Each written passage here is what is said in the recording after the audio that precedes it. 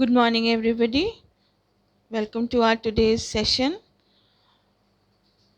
We were studying about our lesson cockroach, that is the structural organization in animals. I hope you all have done your exam well and now well prepared for your next classes. So let's start this chapter. We have already completed some of our topics of this chapter, and not much detail is required. Only the general information of the different systems of the cockroach is required. So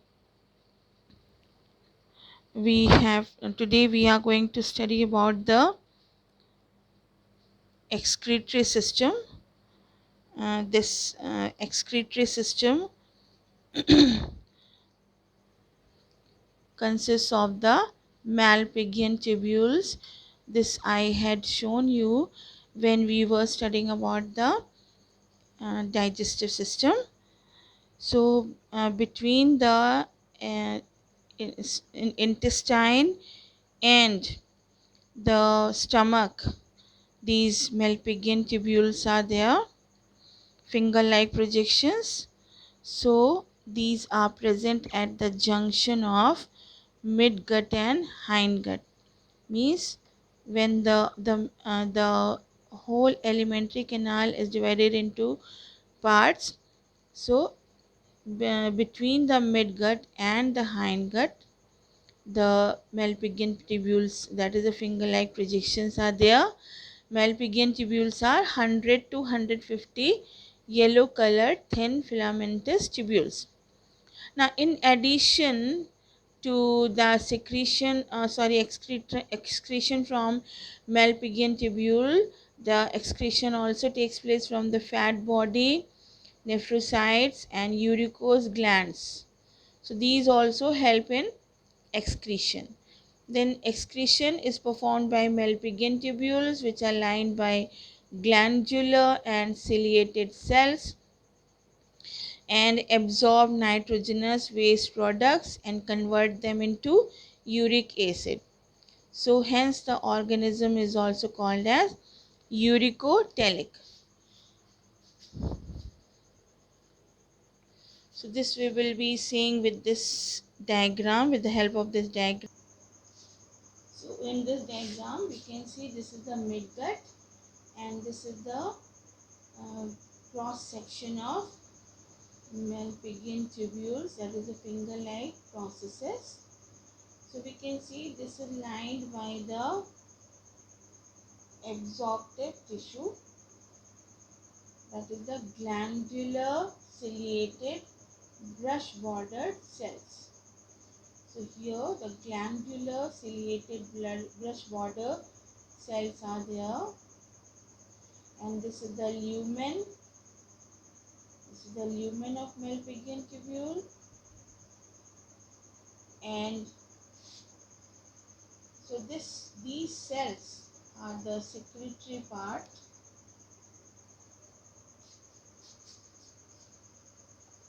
So these are the glandular ciliated brush bordered epithelial cells, and they are the secretory part, means they are secreting the excretory products. Then from the body fluid, that is the hemolymph, we have studied about the circulatory system, in which we have seen that the blood or the hemolymph, which is in which the blood cells are there. So this blood is bathing the whole alimentary canal from outside. So body fluid or hemolymph are entering. So through the body fluid, transport of uric acid, sodium, potassium are being transported into uric acid along with the water. So from body cavity, the substances are transporting into the water, into the Malpighian tubule through these cells. Then excretory fluid is present here, means the excretory fluid which need to be excreted, it is present, it is given out in the lumen. Then these cells, these are these cells are absorptive part. They are absorbing that, as I told, nitrogenous waste products from hemolymph. Hemolymph is here everywhere outside. So this hemolymph contains the soluble potassium, urate, uric acid, nitrates, etc. So these are absorbed by these cells. Then the waste products or the excretory fluid is given into the lumen here. So the waste product is in the form of uric acid and wastewater, excess water, etc. It is there in the lumen. It is given in the lumen. So all these things which are absorbed from outside, from the hemolymph, they are converted to uric acid and excess water, excess sodium, etc. and given into the lumen. So this we can call that excretory fluid. The fluid which is coming here, we can call it as the excretory fluid. Then this fluid passes into the rectum, where the uric acid precipitates, means it becomes solid. Then active transport of sodium, potassium are again brought back into the hemolymph. From this fluid, we have seen here these sodium, potassium, excess water, etc. are absorbed here. But when this is coming, this excretory fluid is coming into the rectum, if the sodium, potassium and water are in excess amount and in the hemolymph it is in less amount, so from the active transport of sodium, potassium will take place, and from here this will be brought back into the hemolymph, or we can say the coelomic fluid.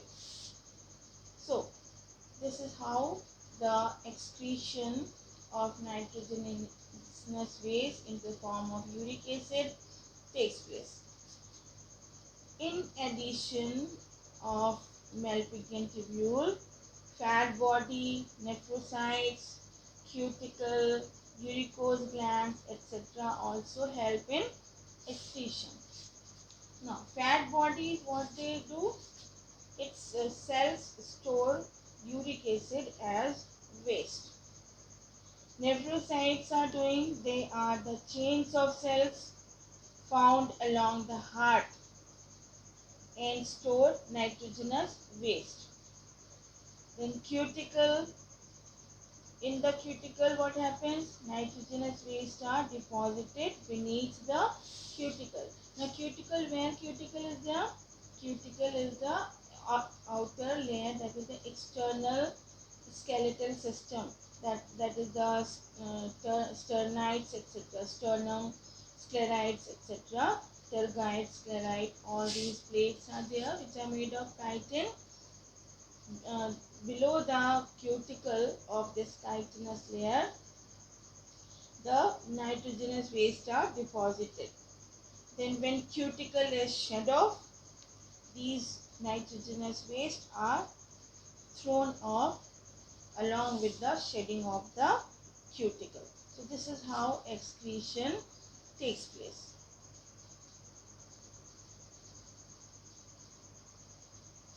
Then we will come to the reproductive system of Periplaneta americana. This is in our syllabus. So these notes I have given you. These are the notes, and we will be studying with the help of this diagram. So notes you can see in the video. I'll be explaining it with the help of diagram. So this is the diagram of male reproductive system. First of all, about the testes. Testes are 3 to 4 lobes. The 1 lobe, 2 lobe and 3 lobe. So testes are found in pair, having each testis has 3 to 4 lobes. This is 1 lobe, 2 lobe and 3 lobe. And each lobe is formed of small follicles. So these round structures are the follicles. Then they are present between 4 to 6 abdominal segments. So they are found in 4th to 6th abdominal segment, lie in fat body dorsoventrally. Dorsoventrally means towards the dorsal, that is to the back side and to the ventral side. So dorsoventrally they are placed between 4th to 6th abdominal segment. They have 3 to 4 lobes. Each lobe is made of small follicles. Then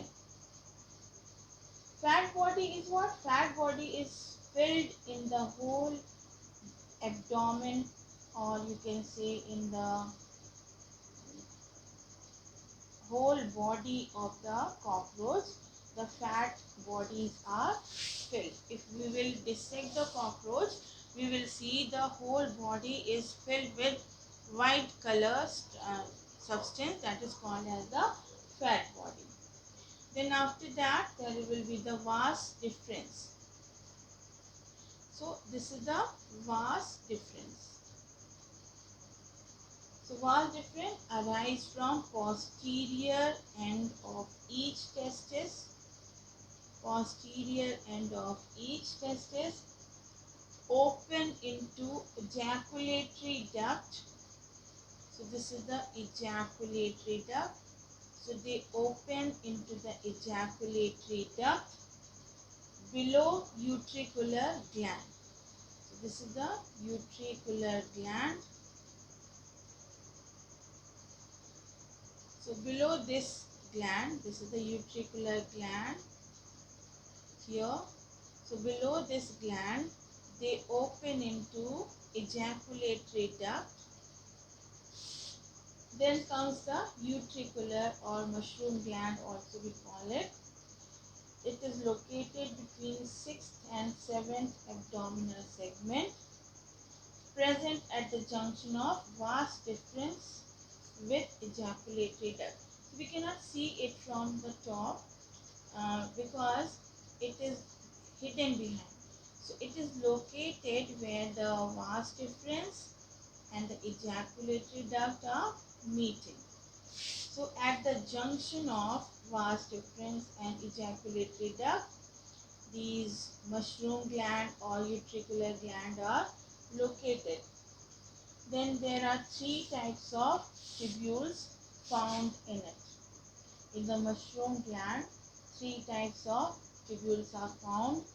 One is the long peripheral tubules. These are the long tubules. Long peripheral tubules. They lie in the periphery, means outside of the gland. They secrete inner layer of wall of spermatophore. Spermatophore is the structure in which the sperms are filled. So the inner layer of the wall of spermatophore is secreted by long tubules of peripheral tubule of mushroom gland. Then second part is short central tubules. These are the short central tubules. They are giving nourishment to the sperm. Then the next is the seminal vesicle. So these are the seminal vesicles formed of bulbous tubules. In this only the seminal vesicles are there. They are formed of bulbous tubules and they store the mature sperms. Then comes the ejaculatory duct. Ejaculatory duct is long muscular tube. This is a long muscular tube with tapering end. You can see the tapering end is there, and glandular lining means inside they are lined by glandular epithelial cells. They are opening outside. See the opening of the ejaculatory duct. They are opening outside by male genital pore, which is surrounded by male gonapophyses. So these are the male gonapophyses, and these are surrounding the male genital pore.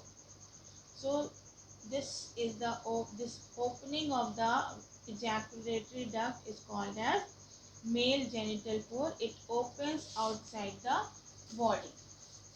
Then comes the phallic gland or conglobate glands. These are elongated.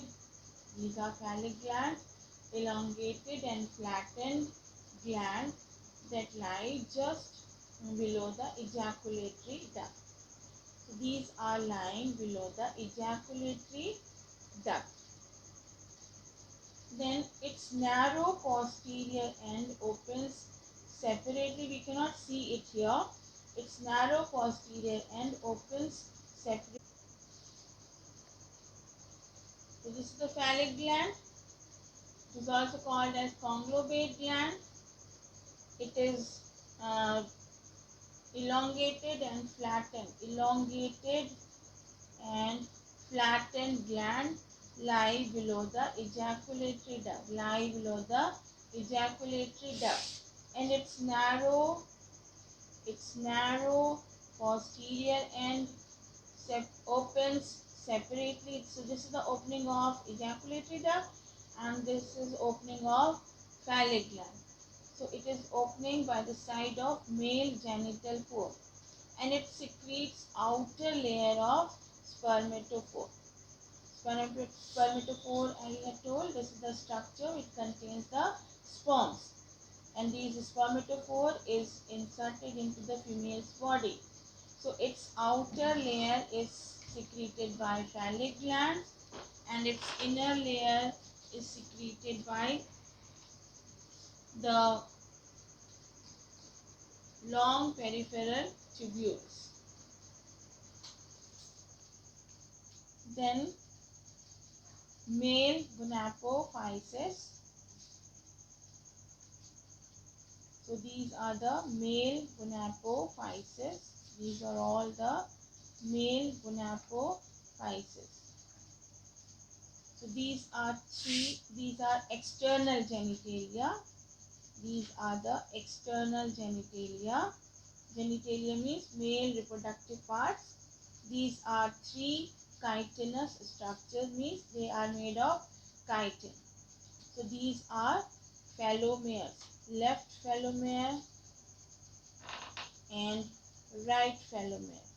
So this is the right phallomere and this is the left phallomere.